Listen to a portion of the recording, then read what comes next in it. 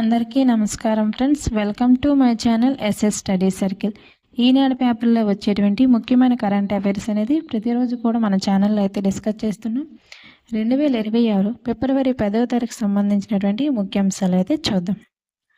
మొదటి అంశం వచ్చి జపాన్లో అతిపెద్ద అణువిద్యుత్ కేంద్రం పునఃప్రారంభం గురించి. సెకండ్ వన్ వచ్చి చంద్రయాన్ 4 దిగే చోటు ఖరారు చేయడం జరిగింది. థర్డ్ వన్ వచ్చి సయ్యద్ మోడీ హోదా తగ్గింపు గురించి. వీటితో పాటు మరికొన్ని ముఖ్యాంశాలు అయితే చూద్దాం. అందులో మొదటి అంశం వచ్చి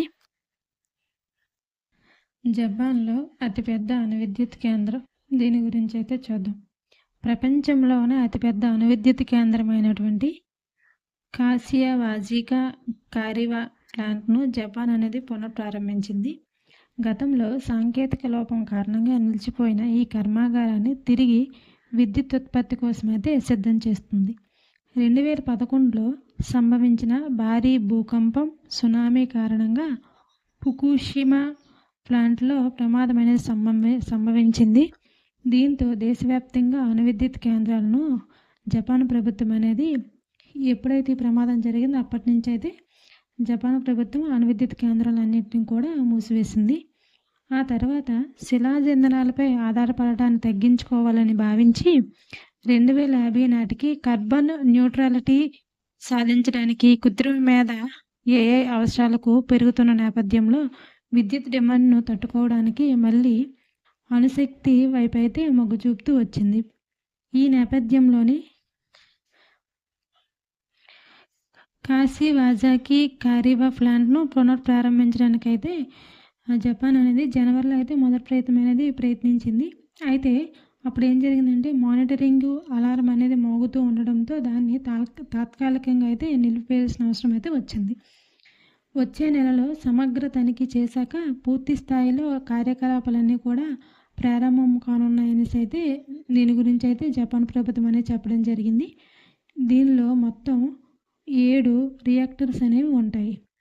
సో ఇంపార్టెంట్ గుర్తుపెట్టుకోవాలి. దీనికి సంబంధించి క్వశ్చన్ ఏ విధంగా అడగచ్చు అంటే, ప్రపంచంలోనే అతిపెద్ద అణువిద్యుత్ కేంద్రమైన కాసివాజాకి కారివా ప్లాంట్ను ఏ దేశంలో పునఃప్రారంభించనున్నారని అడగచ్చు. ఆన్సర్ వచ్చి జపాన్. సో ఇంపార్టెంట్ గుర్తుపెట్టుకోవాలి. నెక్స్ట్ అంశం వచ్చి సైన్స్ అండ్ టెక్నాలజీలో భాగంగా చంద్రయాన్ 4 దిగే చోటు అనేది ఖరారు చేశారు. దీని గురించి అయితే చూద్దాం. భారత అంతరిక్ష పరిశోధన సంస్థ ఇస్రో చందమామపైకి తదుపరి చేపట్టబోయే చంద్రయాన్ 4 మిషన్ కోసం అయితే కసరత్తులు అనేవి ముమ్మరం అయితే చేస్తుంది. ఈ చంద్రయాన్ 4 దేని గురించి అంటే జాబిల్లి నుంచి నమూనాలను భూమికి తీసుకొచ్చేలా చంద్రయాన్ 4ను ఇస్రో అనేది రూపొందిస్తుంది. చందమామపైకి ఇస్రో చేపట్టిన మిషన్లన్నింటిలో కల్లా ఇదే క్లిష్టమైంది. దీన్ని 2028 నాటికి ప్రయోగించాలనేసి అయితే ఇస్రో అనేది లక్ష్యంగా అయితే పెట్టుకుంది. చంద్రుడి దక్షిణ ధ్రువ ప్రాంతంపై ఈ వ్యోమనౌకను దించాల్సిన ప్రదేశాన్ని అయితే ఖరారు చేయడం జరిగింది. అదేంటంటే జాబిల్లి పైనున్న మాన్స్ మౌంటన్ అనే ప్రదేశంలోని MM1, 3, 4, 5 అనే 4 ప్రదేశాలను అయితే ల్యాండింగ్ కోసం అయితే ఇస్రో అనేది పరిశీలించింది. దీనిలో MM4ను అయితే ఎంచుకున్నట్లుగా సంస్థ అనేది ప్రకటించడం జరిగింది.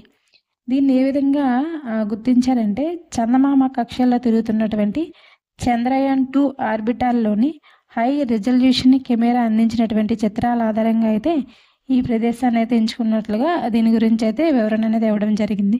సో ఇంపార్టెంట్ గుర్తుపెట్టుకోవాలి. నెక్స్ట్ అంశం వచ్చి సయ్యద్ మోదీ హోదా తగ్గింపు, దీని గురించి అయితే చూద్దాం. భారత్కు ప్రపంచ బ్యాడ్మింటన్ సమైక్య అనేది సాకిచ్చింది. 2027-30 సీజన్కు సంబంధించి నూతన షెడ్యూల్లో భారత్కు కేటాయించాల్సిన టోర్నీల సంఖ్యను 4 నుంచి 2కి అయితే తగ్గించింది. లక్నోపూర్లో జరిగే సయ్యద్ మోదీ అంతర్జాతీయ టోర్నీల హోదాను సూపర్ 300 నుంచి 100కి అయితే కుదించింది. 2023లో ప్రారంభమైన గౌహటి, ఒడిస్సా సూపర్ 100 టోర్నీలను క్యాలెండర్ నుంచి అయితే తప్పించడం అయితే జరిగింది. ఇటీవల నిర్వహణ లోపాల విమర్శలు ఎదుర్కొన్నప్పటికీ ప్రతిష్టాత్మక ఇండియా ఓపెన్స్ తన సూపర్ 750 హోదానైతే నిలబెట్టుకుంది.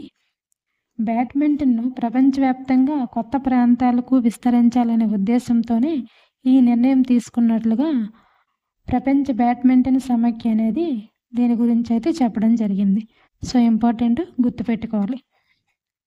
చూశారు కదా ఫ్రెండ్స్, 2026 ఫిబ్రవరి 10వ తారీఖు సంబంధించినటువంటి ముఖ్యాంశాలు అయితే చూసాం.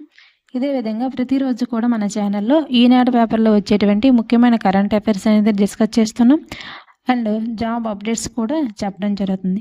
So please support my channel. మన ఛానల్ సబ్స్క్రైబ్ చేయండి, లైక్ చేయండి. మీ ఫ్రెండ్స్ ఎవరైనా సరే కాంపిటేటివ్కి అయితే చదువుతూ ఉంటే వాళ్ళకనే మన క్లాసెస్ అనేవి అయితే షేర్ చేయండి friends. Thank you for watching my channel. Thank you.